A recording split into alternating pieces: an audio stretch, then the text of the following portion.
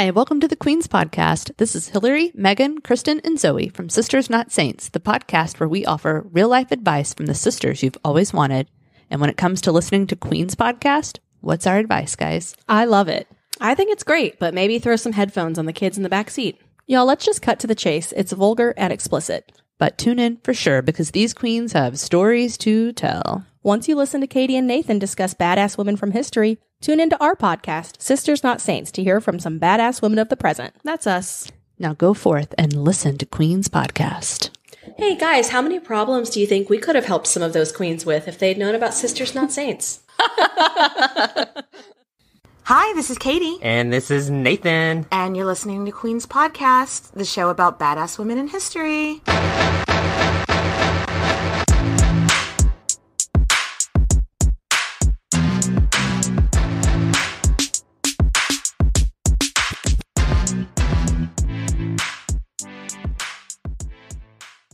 Hi, Nathan. Oh my gosh, you guys. Y'all, we are so going to talk about Matilda some more. Matilda. Oh my goodness. So, Nathan, remind us, where did we leave off in episode 1? So, Matilda is born to Henry I of England, so that's the son of William the Conqueror, Le Conquereur. When she's a really young kid, she's engaged to the Holy Roman Emperor, shipped off to live in Germany at the age of 8 or 9. Can you imagine? Scared, very scared. Scared! Can you imagine? So there she becomes the disputed Holy Roman Empress and even rules part of Italy as a regent for a few years. But then, not one tragedy, tragedy. The White Ship disaster kills her brother, which, if you're a part of a Patreon, we did an episode on that lately. Yes. And then her husband dies. So, oh my gosh! Left Maddie, yeah, I know, tragedy after tragedy, it's just terrible, and she's left traveling back to her father's lands in Normandy. Which, I mean, oh my gosh, she was in Germany with her husband for 15 years. So, now the year is 1125, she's the Dowager Empress, and she is 23 years old. This girl has lived so much life by the time she was 23. What had you done by the time you were 23, Nathan? Boned a lot of boys. Moving back. So she's moving back in with her parents, but she did take some items to remind her of her time as empress. Mm-hmm. So she took 2 of her husband's crowns. You gotta have 2 crowns. Just a whole shitload of jewels. Completely relatable. 2 crowns, shitload of jewels, and mummified hand of St. James. I mean, how can you forget that? Yeah, if you guys remember from episode 1, the church that she married her first husband in, their claim to fame, because back then it was huge to have relics from the saints. So her and her husband were married in a church that had the mummified hand of the apostle St. James. And so I don't really know if, the church gave it to her, or if she, stuffed it in her purse and walked out. I don't know how she came into possession of this relic. Also, do you ever, and I don't mean to be sacrilegious, if you are Catholic and relics, mean things to you, I don't mean to be rude, but, do they have any proof that this was actually the hand of someone from the Bible, or was it just... They just took a DNA test, found out that hand is 100% St. James. Okay. Ye old DNA test from the 12th century. Okay, sure. Checks out. I believe it. Anyway. So, Matilda knew that if her father never had any more legitimate sons, there was a chance that she'd be named heir of England and Normandy. And, okay, y'all, Matilda thought very highly of herself. I mean, she had been empress, since she was a baby. Yeah. And so, yeah, she was like, of course I'm going to be heir. Who else? Yeah. I'm the only heir in the heir. Who else is going to be the heir? Of course it's me. Because she had been trained you know, from such a young age. Yeah, and this was a time where, like, this is when in England they really started to differentiate between legitimate heirs and illegitimate heirs. Like, so they were really starting to weed that out. So this was whenever the church was kind of taking over everything, being like, you have to be a legitimate heir, and it was, she was the only one left. So it's like, what you gonna do? Again, this was so long as her father didn't have any more legitimate sons. Speaking of which, her dad was really trying to make some legitimate sons. 2 years before... Yeah, he's just boning every,body. He loved, if you remember, he loved making babies. It was his specialty. It was his passion. But 2 years before Matilda headed home, Henry remarried. He remarried this woman named Adeliza of Louvain. She was from Louvain, which I'm probably saying all kinds of wrong, is in modern day Belgium. And she was only 1 year older than Matilda. Ew. But that means she was already 20 when she married the king, which compared to 9 is pretty nice. Yeah, I guess so, but I don't know. If I was a dad dating someone my daughter's age, that might be a little bit weird. A little bit weird. But stepmom and King Henry never spent a night apart, basically, because making them babies. Babies on babies on babies on babies. But them babies never came. Babies on babies. Remember, on babies Henry on babies. the First had fathered at least 24 children that we know of. Of course, everyone blamed Adeliza. Matilda arrives at one of her dad's palaces in Normandy, and she's reunited with her father. Remember, she hasn't seen her father since she was like 8 fucking years old. And I just wish I could find anything about their reunion. Was it emotional? Was it happy? Like, was it formal? Like, we just don't know. No. And we'll talk more about it later, but these two people clashed heads, so maybe it wouldn't have been on the sentimental side, you know? I don't know. Yeah. But one thing we do know about her arrival into her dad's court is that she didn't really fit in. Yeah. She has been at the bougiest court in Europe, if not the world, for the last 15 years. She was raised to be a very prim and proper empress, and her dad's courts were like not like that. At dinner, people get drunk and make dirty jokes, and it's quite possible that Matilda is pretty shocked. I mean, like, how dare you talk to me, an empress like that? I mean, that's pretty much how she was. She was very pompous, if you will. Yes. People complained about her being, like, very much always on her high horse, but, like, that's how she was raised. Most of the nobles in Normandy and England thought she was a snob. Like, who is this chick to come in here? And she thinks she's better than us. She can't take a joke. She's all prim and proper. But remember from episode 1, she went to empress school with Bishop Bruno Mars, remember? Yeah. She did kind of think she was better than everyone because it had been put into her brain. This is what an empress acts like. Yeah, and also, though, she's grieving. I mean, she's depressed. I think she really loved her husband, who literally just passed away. She's been speaking German for the last 15 years, and then she rolls up into this court, and this court is speaking French and English, maybe a little bit of a hybrid of both, but she's having some struggles communicating. Yeah, like, my heart really goes out to her. 1, did she think she was better than everybody else? Yes, probably. And 2, she's sad. However, on a happy note, she really got along with her stepmom. I mean, they were the same age. Adeliza was from Belgium, which at the time would have been like pretty much the exact same culture as like where she had been for the last 15 years. By all accounts, her stepmom, Adeliza, seemed like she was really, really sweet. And she was a peacemaker.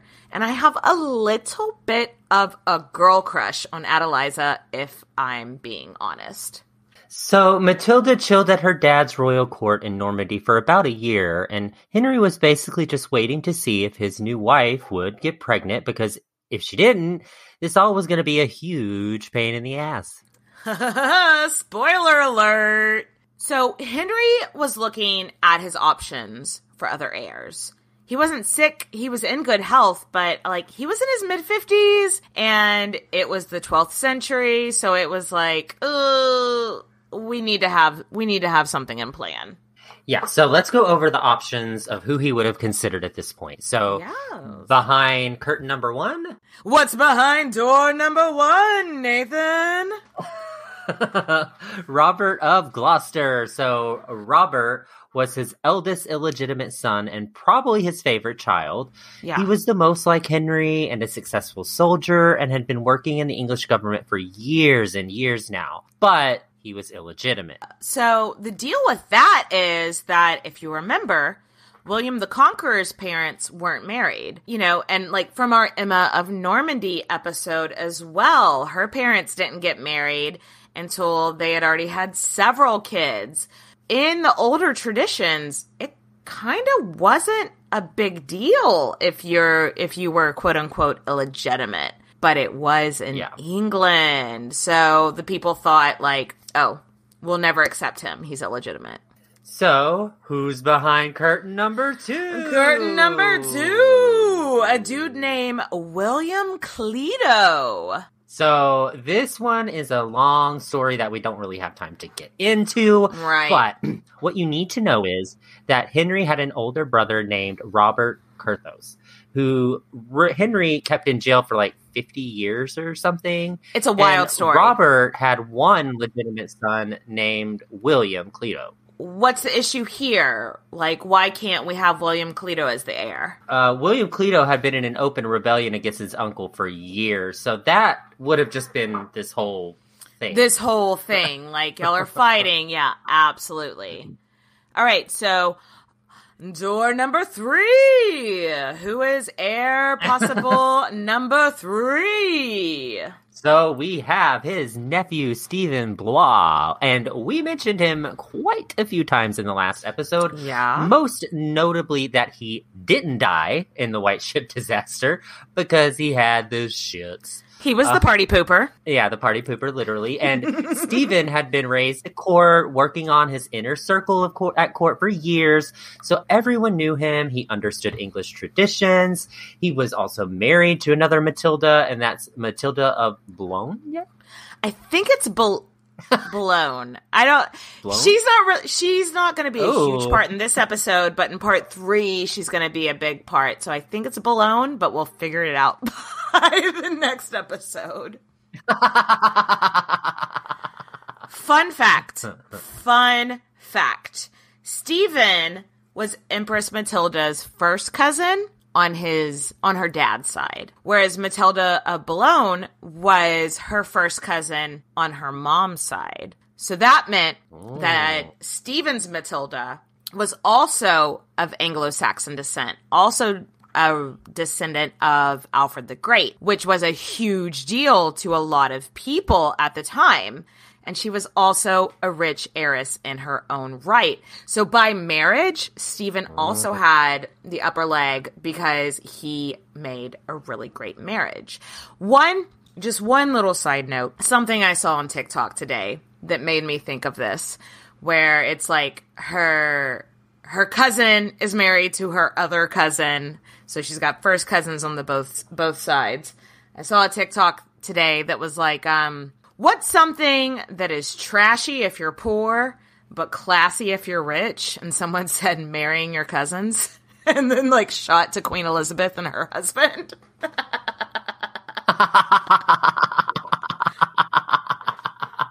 I mean, they're not wrong. Point to the lie. Anyway.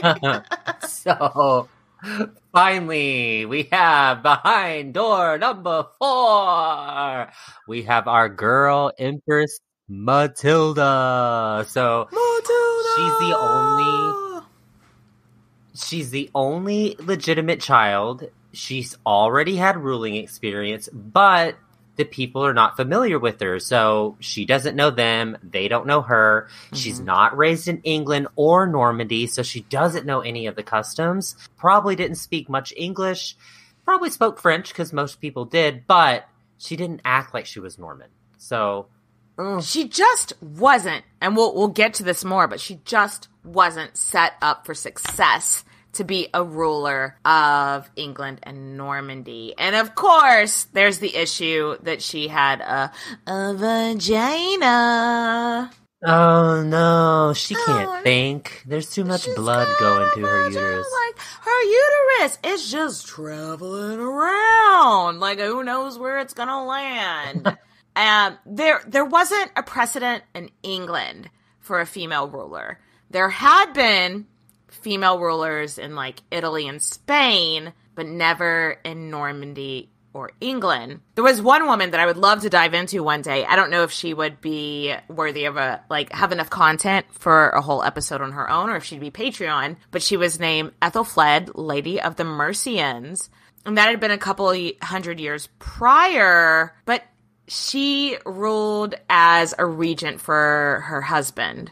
So I don't know if it really was, like, enough to set a precedent in their culture. Do you know what I mean? Mm-hmm. Yeah. But at least one of the other options, her half-brother Robert, kind of just took his hat out of the ring anyway. Yeah. He was a really powerful earl in his own right, and he was like, you know what? That's enough for me. He was like, I actually don't even want to be the king, even just a little, which... that's refreshing, because we never see that. But he recognized that his sister would possibly be named heir and would need some help since she was a little less popular. So the two of them did start to have a friendly relationship, which is really nice, because we never really see that, especially from someone who's competing or could be competition for the crown. Yes. And also I feel like a lot of times in history, you don't see people getting along with their quote unquote illegitimate. I hate calling people illegitimate. You're not an illegitimate person just because your parents weren't married.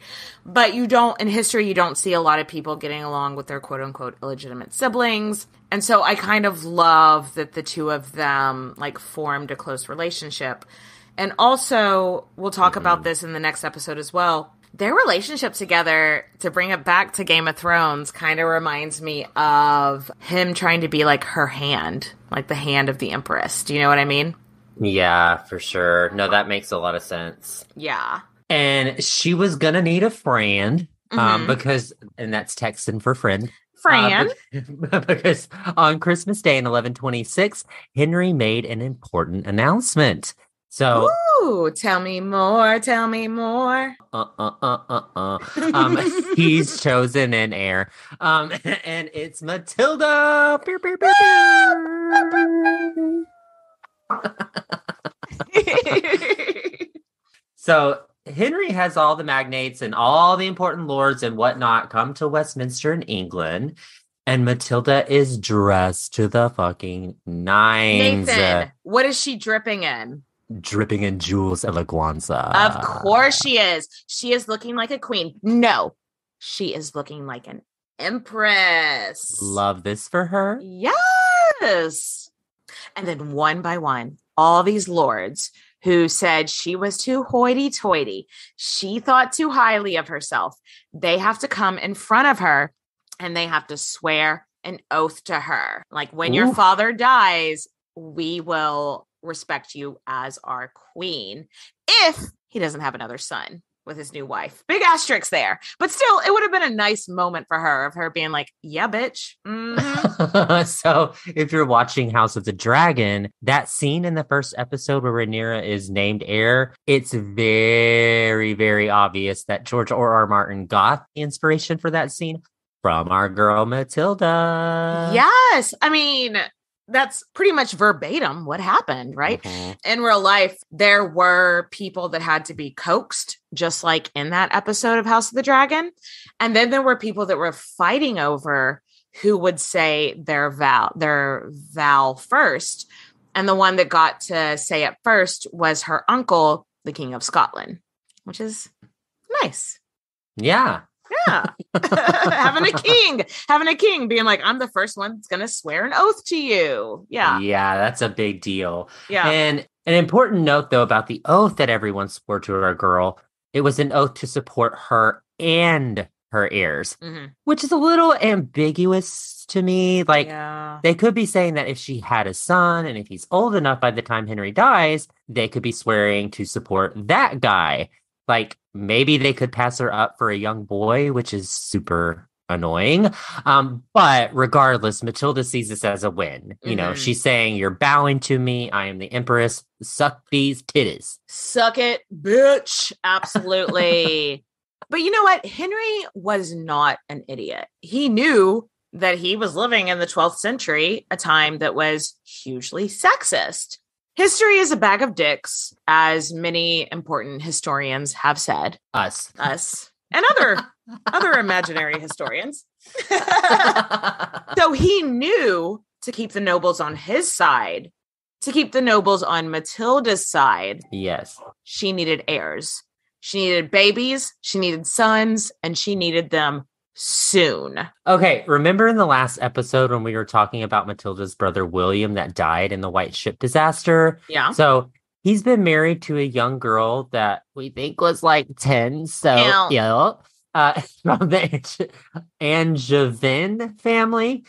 This family ruled some land in France, and this marriage with William and the little girl, also named Matilda. Because, of course. Matilda, this marriage had helped to keep the peace between Normandy, Anjou, and some other French disputes that we just really don't have time for. It was complicated. But now, you know, William is gone. Henry was stressing. He was like, okay, I still want to keep an alliance with that family. I still want to keep them happy. Well, you know what? The Angevins, they have a boy in their family named Geoffrey that is single because he is 14 years old. Oh my gosh. I know. Matilda's 25. That would be the most awkward thing ever. And so Henry's like, yeah, Geoffrey, your son Geoffrey, my daughter Matilda, they're both single. Let's get them married. I don't care that she's 25. He's 14. I hate it here. Guess who else hated this arrangement as well? Matilda. Oh my God. Ding, yeah. ding, ding. Hey, yes. You're about to marry baby. Yeah, congratulations. Oh no. God. So when Henry was like, okay, I need you to marry Geoffrey of Anjou, Matilda was like, excuse me, what? Excuse me, what? She was expecting like some king or powerful Je ne duke. comprends. Like, yeah. So someone who was like, you know, she was thinking they would be an adult who had already come into lands and titles. And she was the granddaughter of William the Conqueror, descendant of Alfred the Great. So Matilda had been married to the most powerful man, if not just in Europe, but the world. So she was a dowager empress. She ruled in her husband's name. So she had a lot of respect. Yeah. Man. Do you remember in the last episode we talked about for like 2 whole years, she basically ruled northern Italy in her own goddamn right? Yeah. And now you want me to marry a 14-year-old? No, thanks. So he's 14 years old, Geoffrey, and he was the heir of a count, not even heir to a kingdom or dukedom or anything like that. He was going to be the Count of Anjou, but that's it. Like, and one day, maybe. Yeah. He's not a current duke. He's not a current count. He's oh my God. She was so fucking, the flames on the side of her face. She was so fucking pissed off. Like, are you kidding me? Right. But annoyingly, Matilda does not have a choice. We all know this. So she was sent off to France for the wedding. And this time, unlike the first time, she had her own ladies in waiting that went with her. Her brother Robert went with her. So at least this time, she's not alone. But in my opinion, I think sending her to France was a mistake. I know it's customary at this time to send the wife to the husband's lands. But honestly, I mean, if they are eventually supposed to rule England together, Matilda needed to know her people, and she didn't. She wasn't raised in England. She was raised in a foreign land. So sending her to another foreign land after her marriage, I feel like was short-sighted. She was not acclimated to the lands. The people in England were not acclimated to her. I just think it was a mistake to send her away to marry a 14-year-old barf. Barf. Barf. So in June 1127, the two were married. So by this point, Matilda was 26 and Geoffrey was still 14. So Henry knighted Geoffrey, making him an English lord. And as a wedding present, Geoffrey's dad just gave them Anjou. Like, here you go. You can be a count now. I'm just going to go do some other stuff. Okay? Okay, bye. Bye. Matilda was less than impressed with her new title as Countess of Anjou. Mm-hmm. I mean, can you blame her? Mm-mm. She had literally just been an empress, the Holy Roman Empress. And so for the rest of her life, she does not style herself Countess of Anjou. Can you blame her? No, I would never. She's always the Empress. But regardless if she liked it or not, she is now married to a teenager, and she is indeed Countess of Anjou. So let's get down to business to meet her husband, Jeff. Jeff. Despite his age, he was really well educated, and much like Matilda, he thought very highly of himself. Super cocky, very into himself, into his appearance. Borderline narcissistic. Oh, you know what? So was Matilda. We'll talk about it in depth more. But like, by the time that he was 14, he already had the nickname Geoffrey Le Bel, which meant Jeff the Beautiful, basically. If historical records can be trusted, this dude was a stone cold hottie. I don't like thinking about 14-year-olds being a stone cold hottie. But supposedly for his entire life, everyone was just like, you are the prettiest person I've ever seen in my life. So I mean, I'm looking at a picture of him, and I mean, it's just stunning. I would like to note that back then they didn't understand the concept of painting accuracy of people. So you can't really judge. It looks like it's out of like a comic book. Like it's real unfortunate, but hey, we love them for it. We don't know. But if records can be believed, he was a fucking hottie. Sorry, I still get gross because I'm like 14-year-old. He's 14 and she's 26. Okay, so he also liked to dress really fancy, love the finer things in life. In fact, he liked to wear this flower in his hat or hip lapel. The Latin name for the flower that he wore was the Plantagenista. Mm-hmm, so he got the nickname Plantagenet. Maybe you've heard of this before. I don't know. It kind of sounds familiar, but I can't quite put my finger on it.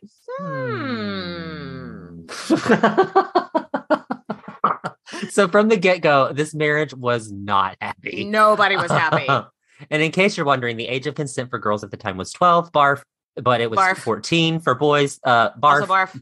So, yes, Matilda would have been expected to sleep with them on their wedding night, which she probably hated this, but we really don't know. I actually want to spend no time on this topic. All right, moving on.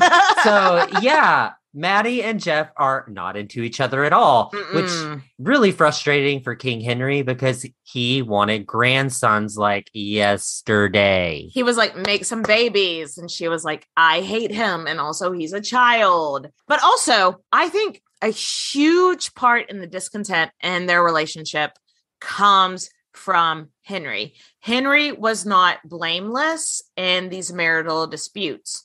Remember how Matilda was supposed to inherit both the titles of Queen of England and Duchess of Normandy? Yes. Well, part of their dowry, the wedding agreement, was that upon their marriage, they would inherit a bunch of these castles, a bunch of these lands in Normandy, and basically get to start like practice queening, like practice ruling. Okay. So the people in Normandy could get to know them because they don't fucking know these people. They're like, who the fuck is this German speaking bitch and this fancy little teenager? Who the fuck are these people? So they were like, the idea was like, okay, they'll get to know them. You're going to be the Duke and Duchess, da da da da da. But after the marriage, Henry did not hand over the lands. In fact, years later, he had still not handed over the lands. On top of that, Matilda and Geoffrey's personalities like clashed. They did not gel. They did not vibe. And they were fighting like 24/7. Well, I'm sure part of that is like, why won't your dad give us the lands that he promised? And Matilda's like, you think I want to live here on your lands? No. I want to be in Normandy too, you spoiled brat. Exactly. And so they were just fighting and fighting and fighting. And the entire time, Matilda is writing home, complaining to her dad, like, just like, this isn't working. My husband's a brat. Give us our lands. That might help. And Henry, the entire time, is just leaving them on red. Ugh. Also, another thing that Henry did that did not help the marriage issues is he made it purposely unclear what Geoffrey's title would be after Matilda became queen. Yeah. Something we don't have time to go into is that Jeff's dad had married the Queen of Jerusalem. So he was king of Jerusalem and had more power than his wife and ruled for her. So both Matilda and Geoffrey were like, okay, what's his role supposed to be? What? Yeah. Is he going to be above me? Is he going to be a king consort? Yeah. So there's really no precedent. So they're waiting for Henry to tell them. But once again, Henry's leaving them on red. What we have here is three very, very hard-headed people creating a very toxic home life environment. But most specifically, Maddie and Jeff, because they're the ones actually living together. Yeah. So why do we think that Henry didn't want to give them their lands in Normandy, he promised? I mean, we can go over this and over this. And as petty as it sounds, I think he didn't want Maddie and Jeff getting too big for their britches and then trying to declare themselves Duke and Duchess before they were ready. So it was really just started so much shit. And when you look at it historically, it's like he really should have given them more power so they like understood how to rule the lands. But if you look at his family dynamic, I mean, go back and listen to our Matilda of Flanders episode where we talk about how the brothers just fought each other. Maybe Henry thought he was doing them a service by not giving them power and so therefore not setting them up for rebellion. I don't know. Yeah, I can see that he was kind of an intellectual type of leader. So I can see him doing something like that and being like, well, I don't want them to be in the same situation I was. So let's hold off on giving them the title so that they don't have some uprisings against them. So, or he was just being a power hungry dick. One or the other. That too. So he's just not setting her up for success because the people of England and Normandy didn't really know her. Yeah. And that applied previously and that applies here now too. So, yeah. Well, we don't know exactly what all went down, but less than 2 years into the marriage, Matilda was like, y'all, I am fucking done. I am done with this shit. Mm-hmm. I am DONE done. Fuck this place. Fuck this dude. Fuck Anjou. I am out of here. And she left her husband and she went back to Normandy and she tried to get a divorce or an annulment or whatever. Yeah, this is wild. We've talked about some people that get annulments, but it's not usually like 2 years after. Yeah. Because of the people that we've heard of getting annulments, getting divorced, it's like years and years and years. I have to wonder how bad those first 2 years must have been. Yeah, they must have been fighting like a lot. Well, also something that we should think about, back then, once you were married as a woman, you were a subject to your husband, basically. Yeah. I have to assume that her being like, I'm an empress, you're a teenager, didn't help anything in their relationship. Right. But so while we ponder this moment, let's take a quick break, top off our drinks, and we'll be right back. Be right back. Nathan, you know what I love? What's that? I love podcasts. Well, I hope so. And if you're out there listening and you're also a podcast lover, you might want to subscribe to Podcast the Newsletter. Yes. Podcast the Newsletter is Lauren Purcell's weekly love letter to podcasts and the people who make them. Each week, Lauren gives podcast recommendation and interviews someone in the audio space. And she has good taste. Mm-hmm. She's personally recommended Hair Flip Queens podcast in the podcast the newsletter before. Yes. And if you're a podcast maker, check out her newsletter, Podcast Marketing Magic, where she'll give you podcast marketing tips. And y'all, I promise it's actually a lot of fun. Yeah, you can find these newsletters at tinkmedia.co. There you can also find a podcast promo database where you can search podcasts to collaborate with for promo swaps. Find all of that at tinkmedia.co. Cheers, bitches. We're back. Nathan, have you topped off your drink? Yes, I have. Yes, I am darling. lubed up and ready to go, darling. We're talking about the Great Separation. Matilda and Jeff are separated, and Matilda stayed in Normandy for just shy of 2 years. I'm not really sure what's going on during this time, but it does seem like she spent a lot of time with her stepmom, Adeliza, who the entire time tried to convince her, like, you should go back to your husband. You should talk to your dad, get him to give y'all some kind of thing to make this better for y'all. But Maddie was too proud. She was too proud to go to her husband and let's make a negotiation. Too proud to go to her dad and be like, make my marriage happier. It's just, she was just too proud. Yes. But in 1131, when Matilda was about 29, her dad called her to England. So he calls Matilda in front of his whole council and is like, hey, if I get everyone to swear fealty to you again, will you please, for the love of God, go back to your husband? And then Matilda's like, okay. And she just agrees. So he called all his lords to Westminster again, and they all pledged loyalty to her again.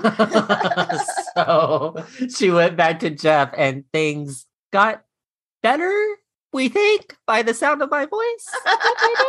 We don't know exactly what went down, but maybe Jeff grew up a little bit. And maybe Matilda was a little bit pacified by a second time everyone agreeing to pledge loyalty to her. Do you think we're going to see this in the Game of Thrones as well? Maybe. Right. So the next year, they had their firstborn child, a boy named Henry. Because, of course, it's Henry. Because no one is creative with names in history. Absolutely no. No. So a little bit of a fast forward. But this is Eleanor of Aquitaine's future husband. Yeah. Also, a lot of his early life, he was known as Henry Fitz-Empress. So let's call him that to keep him separate from all ye old Henrys. The other Henrys. It really won't come up in this episode, but for future. A lot of foreshadowing, a lot of setting up for the third episode. Yeah. So y'all, obviously this is huge for any dynastic marriage. Having a boy was the main goal. Mm-hmm. But this was a sigh of relief for King Henry because having a son was going to make it a lot easier for everyone to just accept Matilda at the time. Yeah. And it appears it made Jeff and Maddie's marriage a lot more harmonious at that time. Yes. Also, with the birth of a grandson, King Henry finally gave them some castles in Normandy. It wasn't any power. He didn't actually give them power, but they had like, here, move into these lands so the people can start seeing you, which Matilda did as fast as she fucking could. I don't think she liked living in Anjou for a second. And this is where she gave birth to her second son named Geoffrey. Because again, we are not very creative with names. No, we aren't. So, y'all, seriously though, side note, she nearly died in this birth. Yes. Like, can you imagine? I'm surprised so many people kept having sex and babies all throughout history, because it's a real possibility that you might die from this. Absolutely. Like, she was so close to death that Henry and Adeliza, they sailed in from England thinking that they are going to like catch her on her deathbed. And while she was on what everybody thought was her deathbed, Henry and Matilda got in like a throw-out argument. Like, oh my God. Because she was like, if I die, I want to be married. I want to be buried in this, like, this courtyard of this convent that does this charitable work, da da da da. And Henry was like, well, no, you're going to be married. You're going to be, why do I keep saying married? You're married and buried are two very different things. You're going to be buried in this plot where, like, your brother's buried, your mom's buried. No, you're going to be all buried. The royal family's buried. And they got into this huge fight while she was on what everybody thought was her deathbed. And you know what? While I usually am like, I don't like being confrontational, maybe that fight like kept her brain going. You know what I mean? Yeah. Maybe kept it her helped. adrenaline up and kept her heart moving. Maybe it helped her get through it. Yeah. I personally would never start a fight with somebody that I thought was on their deathbed, but maybe it worked. Maybe it worked. Yeah, because she ended up recovering, and Henry got to be present at the christening of his grandson. And it is said that for a while they lived like a happy family. And then Henry at this point loved to spoil his grandsons. Yeah.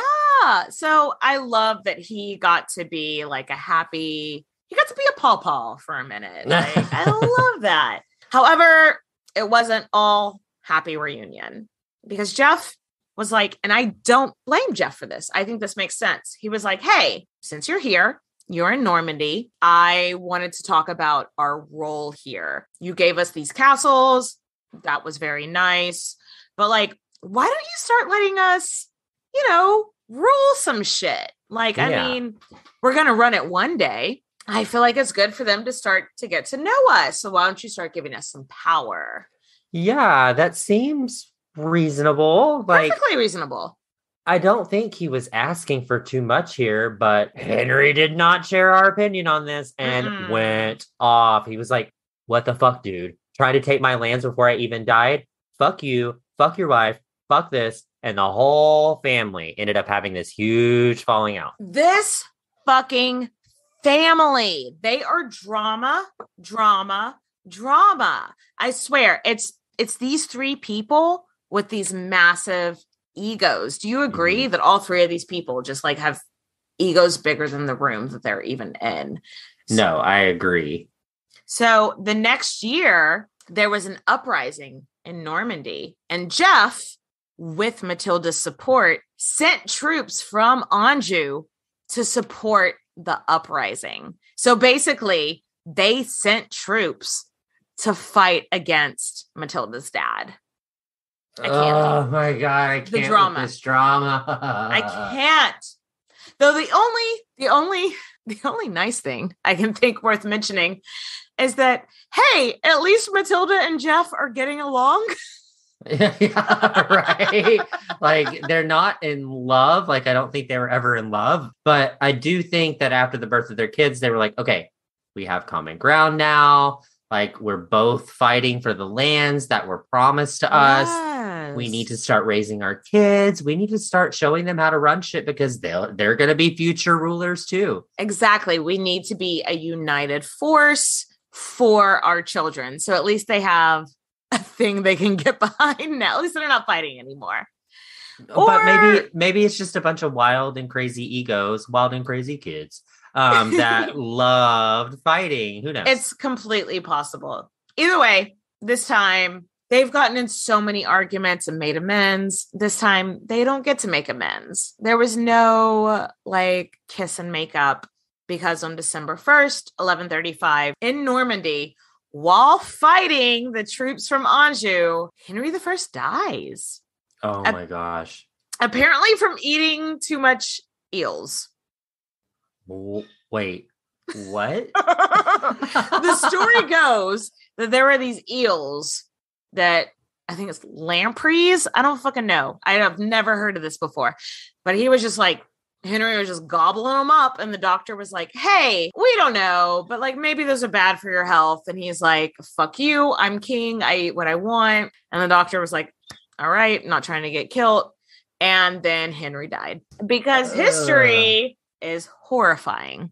And so, Nathan, actually, let's take a quick discussion. What are the most horrifying things people have died from? In the Mary Queen of Scots episode, her first husband died from an ear infection. Yeah, that's one.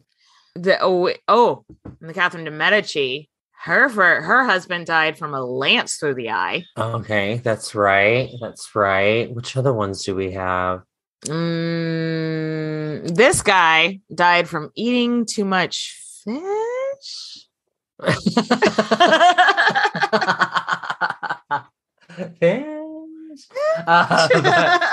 We genuinely have no idea how Matilda reacted when she found out her dad died. Mm-mm. They had a complicated relationship, but still, it was her dad. If she did some kind of private mourning period, it's not well documented. Mm-mm. But what is documented is that Matilda, Jeff, and some of their soldiers moved on all the castles in Normandy that were supposed to be theirs anyway. Yeah. And they were like, okay, these are finally ours. Yeah. We can has? Yes. Yes, we are taking. I think Matilda was thinking that the court would come to her and crown her queen. I mean, why would she doubt it? All That's these true. People have sworn an oath to her, not once, but twice. So she's thinking, okay, they're going to come to me. They're going to bring the court to me, and I'm going to be crowned queen. Or she was thinking, I'm going to hop across the English Channel. But she got held up for two reasons. One, it was winter. The White Ship disaster that we talked about last time. Yeah, in the winter. Happened in the winter. So maybe she's not dying to jump across the English Channel in the winter. Secondly, she found out she was pregnant again. Yeah, that could also be something that holds you up. Yeah. And nearly dying the last time that she was pregnant, she's probably a little shook. Just a little shooketh. A little bit like, maybe I'll take it easy. Yeah, so she might have been thinking, okay, let's write some letters. Let's gather the lords here in Normandy, and then we'll do a coronation in Westminster after the baby is born. Just lay low. This crown isn't going anywhere. We can just take it easy. And a lot of people believe that she was sick because, a lot of people in their first trimester, early second trimester of being pregnant are nauseous like 24/7. Oh, absolutely. Have horrible experiences. So maybe she really wanted to cross the channel, but like physically couldn't because she was fucking sick. And it's totally possible that she tried her damnedest to get over to England and just couldn't, Meanwhile, Stephen Blois has entered the chat. Oh, I wonder what he's up to. Yeah, remember him? Matilda's first cousin? Stephen was now married to a very wealthy heiress named Matilda of Boulogne.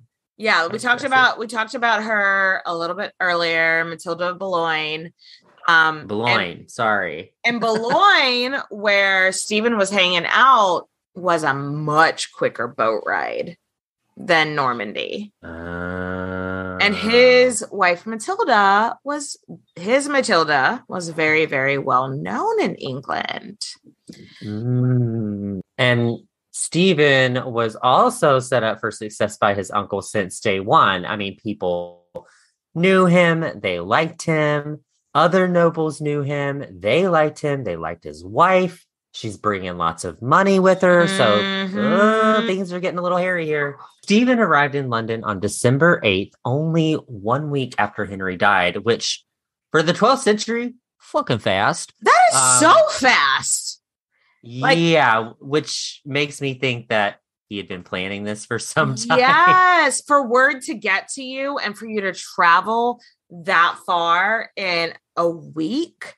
Like, yeah, I think he had some sparrows. Yeah, for sure. Yeah. So Stephen's brother was a powerful bishop in London too. And the two of them synced up and went to the other powerful holy men in London, who they also would need on their side. Yeah. So Stephen is like, oh, the king wrote me on his deathbed and was like, hey, I only named my Empress Matilda my heir, just to keep the peace. Mistake, because boys rule, girls drool, and I want you to be king. And the clergy's like, can we see this letter? And Stephen's like, no. And then they're like, whatever, we believe you because you have a penis. Because you have a penis, why would you lie? Okay, real talk, no historical proof survives that Henry made any such declaration on his deathbed. And in my opinion, and Nathan, if you disagree with me, you can let me know. But in my opinion, Henry was very concerned with his legacy. Oh, yeah. With what was going to happen next. Yes, him and Matilda had been butting heads for years, but I don't think he meant to leave anything up to chance. So I think if he had made a deathbed confession, a deathbed change of heart, there wouldn't have just been a mysterious letter sent to Stephen. It would have been only Stephen and only Stephen that then disappeared. It would have been, he would have called all the chroniclers. He would have called like 15 people in. It would not have been. I think every person, because he languished for like 2 days, but that's 2 days that he could have like, do you get what I'm saying? I don't. Yeah, he had 2 whole days to be like, yo, remember whenever I said that about Matilda? Just kidding. She's a bitch. I don't like her. I want Stephen to be the king. But the fact that supposedly the only person that got this memo was Stephen, that's suspicious. It's suspicious. I think if that had actually gone down, there would have been so much documentation in it. But so that's Queen. That's my thought. That's my thoughts. But it doesn't matter because it was convenient for all the men. Yes. They wanted to believe that Henry had named a man his heir because there had never been a woman ruler before. Exactly. And that scared them because bag of dicks. History is a bag of dicks. Absolutely. And everyone is certain. Also, we mentioned for a hot second in the first episode that Matilda's mom was raised in a convent. Yeah. So, there was always this rumor that her mom had taken nun vows, a claim that her mom always denied. Well, some priests then came forward and were like, oh, we have proof that Matilda's mom was technically a nun, so her marriage was null and void. And Matilda is a bastard. The audacity. Could you imagine if Henry was still alive, if any of these people had made a comment like that? I know. The lion, the witch, and the audacity. The lion, the witch, and the audacity. Honey, yes. He would have had all of their noses chopped off. Like, he would have had them hung, drawn, and quartered. But because it was convenient for them, they were like, oh, yeah, she's a bastard anyway, so MBD. Woo! Woo! The lion, the witch, and the audacity. I like my men hung, drawn, and quartered, but then that just doesn't work. The drawn and quartered. The hung works, but the rest of it, not so much. Yeah, not so much. Good try, Nathan. So either way, on December 26th, literally just a few weeks after Henry's death, Stephen is crowned King of England at Westminster Abbey. And the people of London were stoked. Yeah. Like, remember, unlike Matilda, the people knew him, knew that he knew their customs, felt like, that they were part of him. So Matilda, on the other hand, was a stranger to these people. She married a foreigner. She was sent off when she was young. They didn't know her. They didn't trust her. Like, whereas Stephen was raised there, his wife was known. They were known. People in London knew them and loved them. Yeah. And then one by one, all of these lords that pledged their allegiance to Matilda just a couple of years ago came to Stephen and started pledging their oath to him. Yeah. All the while, Matilda was sitting back in Normandy, just waiting for word from court of what the next step was. Remember, typically news travels slowly back then, and it was literally only like 2 or 3 weeks after her father's death. And also, his coronation was December 26th, so there was the Christmas holiday in between that. Right. So Matilda's thinking like, oh, this is going to be delayed because of Christmas. Like, whenever a messenger finally arrives to Matilda, like, you have to imagine like this poor messenger showing up just completely full of dread. And so Matilda's there like sick from being pregnant. And so this messenger just rocks up like, oh my God, I can't believe I have to tell this pregnant woman this horrible news. Right. Yeah. And she's like, oh, cool. Someone with an update on what's going on, what's coming up with my coronation, what's going on with the transition of power. Let me know what's happening. But instead, they tell her, hey, Stephen said your dad appointed him king and he's already been crowned and anointed. And, all those dudes that swore to you, yeah, they're on Stephen's side now. Super sorry. Okay, bye. Which we have to imagine Matilda said, what the fuck? And that's where we're going to leave this episode. Yeah. We haven't figured out if this is going to be a 3-part or a 4-part, but either way, catch us in a couple of weeks with the rest of the story. Yay, can't wait. Cheers, bitches. Bye, guys. Thanks for listening, guys. Yeah, if you want to hear something, just email us at queenshistorypodcast@gmail.com. And follow us on social media platforms like Facebook, Instagram, Twitter. We have a really great Facebook discussion group. We'd love to see you over there, too. And if you're so inclined, we do have a Patreon account if you need more Queens content in your life. Yes. Thanks for listening. Cheers, bitches!